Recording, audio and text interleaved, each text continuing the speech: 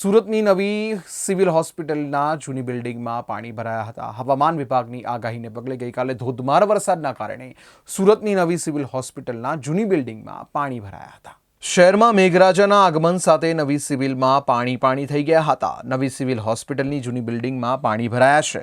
જૂની બિલ્ડિંગના ground floor RMO office લેબોરેટરીમાં પાણી ભરાઈ ગયા હતા. ઓપીડી તેમજ પેસેજ અને વોર્ડમાં પાણી ભરાતા દર્દીઓને મુશ્કેલી પડી રહી છે.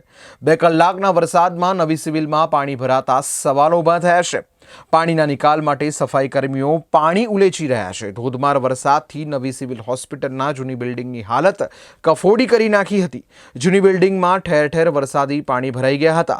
ગ્રાઉન્ડ ફ્લોરના પાર્કિંગથી લઈને લોબીમાં પાણી ભરાઈ ગયા હતા.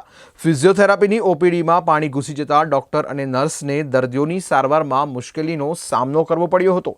બીજી તરફ આરએમઓ ઓફિસ અને વોર્ડમાં પાણી આવી જતા સફાઈ કર્મીઓએ સતત વાઇપર ચલાવીને ડોલ એક પછી એક ભરવાની ફરજ પડી હતી.